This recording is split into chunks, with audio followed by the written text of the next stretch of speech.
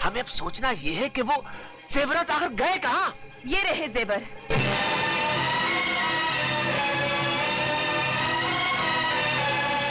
रेशमा,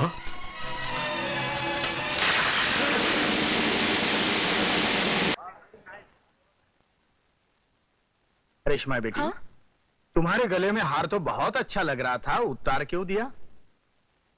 मेरा हार? डैडी,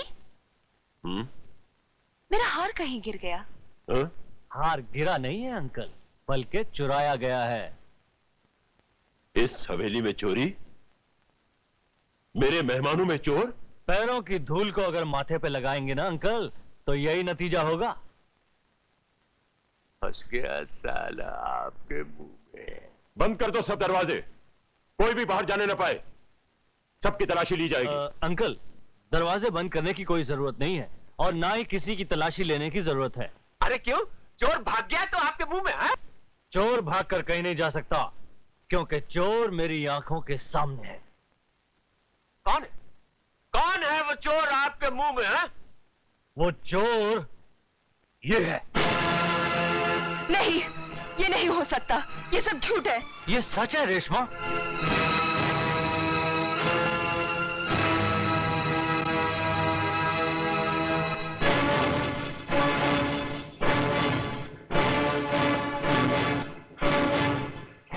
ये रहा।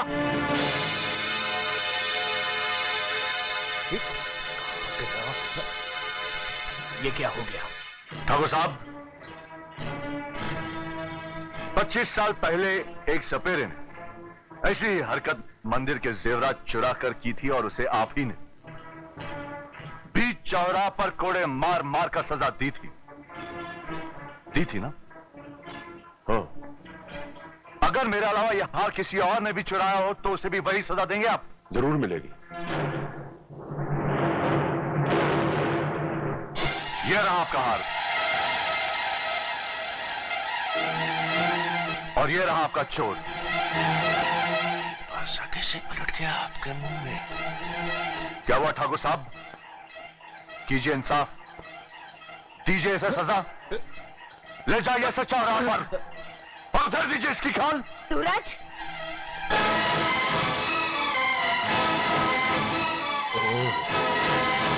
वो क्या इंसाफ करेंगे जिनके अपने हाथ खून से रंगे हों?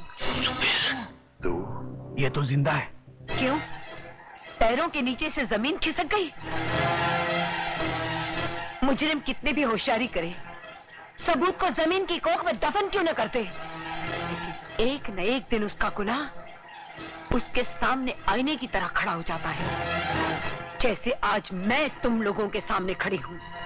दरबार, ले जाओ इस पागल औरत को यहां से। मां की तरफ हाथ बढ़ा तो काट डालूंगा। खिसक लो बंदूक, खिसक लो। सूरज, यही वो तीनों हत्यारे हैं जिन्होंने मंदिर में चोरी की, पुजारी की हत्या की और अपना जुर्म छुपाने के लिए इन्होंने मेरे निर्दोष पति को मार डाला। आज भरी महफिल में तुझे अपने जुर्म का इकरार करना होगा ताकि मैं अपने पिताजी के माथे लगे कलंक को मिटा सकूं। कर इकरार, वरना सर तेरा धड़ से अलग कर दूंगा, समझे? सूरज, तुम्हारी हिम्मत कैसे हुई कि तुमने मेरे पिता को चोर और हत्यारा कहा? क्या सबूत है तुम्हारे पास? मेरी माँ? अगर तुम्हें अपनी माँ पर गर्व है तो मुझे अपने पिता पर अभिमान है। इनकी ईमानदारी और बेगुनाही का सबूत मैं हूँ।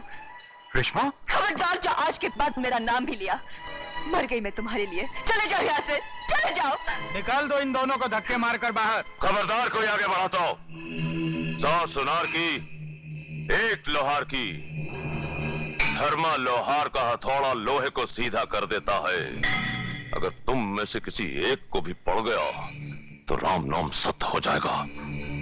तुमने तो मुझे चेतावनी नहीं दी थी ठाकुर, लेकिन मैं तुम्हें ललकार कर जा रही हूं। आज से तुम तीनों की जिंदगी के दिन गिनती के रह गए हैं।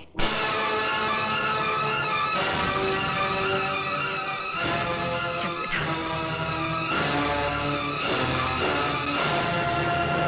अरे जेवरात ही वो सबूत है जो हम सबके लिए फांसी का फंदा बन सकते हैं। मैं तो कहता हूँ हटा दो इन जेवरात को यहाँ से जल्दी से, वरना कानून तो हमारे गले में रस्सी डालेगा ही। लोग भी हमें मार मार कर हमारा मुद्दा बना डालेंगे आपके मुंह में।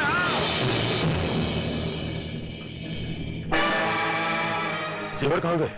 रघुवीर सिंह, 25 साल तक तुम हमें चूना लगाते रहे और हम चुप रहे दुम दबा के।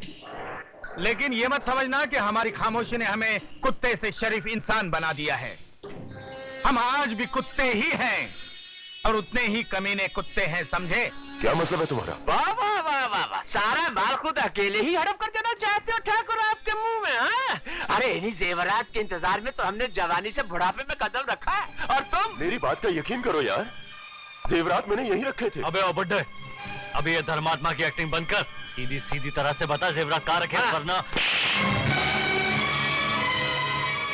रघुवीर सिंह नाम है मेरा।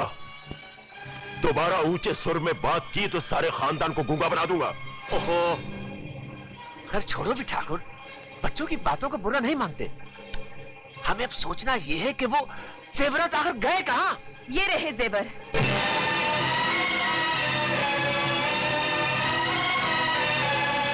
रेशमा,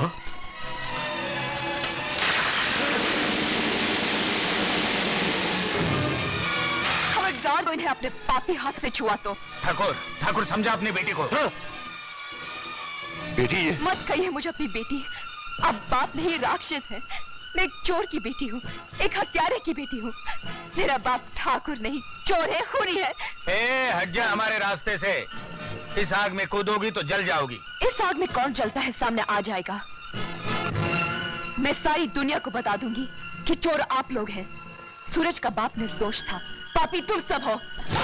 ना बचा तब ना, ये क्या बदतमीजी है? छोड़ दे मेरी बेटी को। छोड़ देते हैं आपके मुंह में। अरे तो Silly old man, हमारे खानदान को गुमराह करेगा। बस बहुत हो गया, चलो बंद कर देते दोनों को। चलो चल साले चल, चल लगा लो बंद कर दो।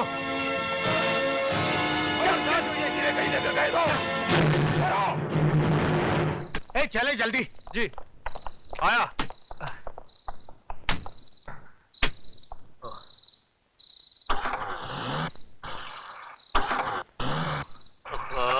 इस कमबख्त जीप को आज ही कुछ होना था आपके मुंह में। जल्दी।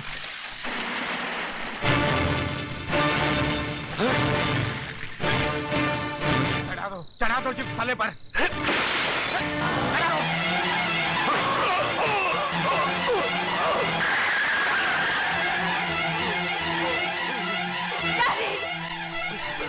डैडी, बेटी, डैडी, बेटी मुझे। डैडी, मैं डॉक्टर को बुलाती हूँ।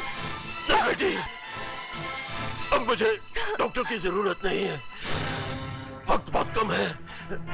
मुझे उस सपेरन के पास ले चलो जिसका सुहाग मैंने अपने पैरों तले रौंदा था। जब तक मैं उसके चरणों की धूल अपने अहंकारी माथे पर नहीं लगा लेता, मेरा प्रायश्चित पूरा नहीं होगा। मुझे वो ले चलो बेटी, ले चलो। बेटी का क्या हो गया उनको? क्या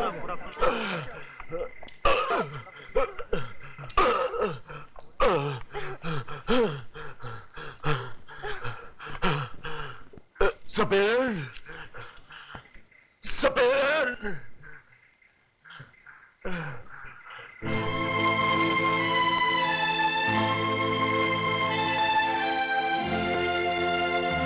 तुझे इंसाफ चाहिए ना सपेरन? ये ले, उठाओ हंटर और दो हमें सजा। ऐसी सजा दो कि हमें मुक्ति मिल जाए। मुक्ति देना इंसान के हाथ में नहीं होता ठाकुर। उसी मंदिर के देवता के पास जा जिसका तू अपराधी है। मैं तो तुझे कभी क्षमा नहीं कर सकती, कभी नहीं, क्योंकि तू मुझे मेरा सुहाग वापस नहीं दे सकता। इसका बाप इसे लौटा कर नहीं दे सकता। मेरी जिंदगी के वो 25 साल जो दुख के अंधे कुएं में बीते हैं, तू उन्हें सुख में नहीं बदल सकता। जा ठाकुर, इंसाफ तुझे आवाज दे रहा है। पहले तो उसका मुजरिम है, बाद में मेरा। जा, वहीं जाकर मांग क्षमा की भीख। तेरी तकदीर की अदालत वो है, ये नहीं।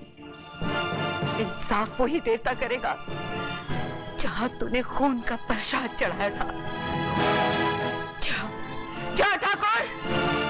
मेरा इंसाफ तो भगवान करेगा, लेकिन मेरी बेटी का इंसाफ तेरे हाथ में है।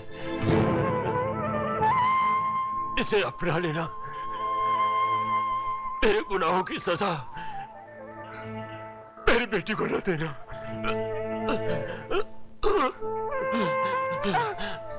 डैडी,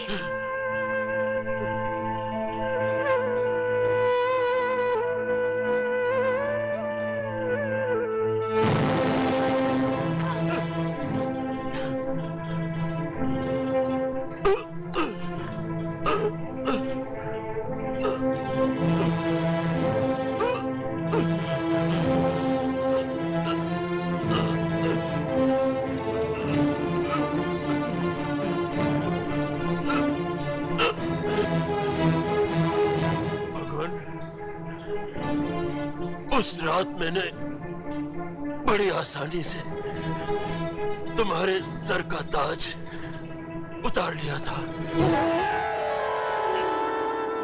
लेकिन आज इस काबिल नहीं हूं कि तुम तक पहुंच भी सकूं। मुझे मेरे गुनाहों की सजा मिल चुकी है। मुझे मुक्ति दे दो भगवान, मुझे मुक्ति दे दो।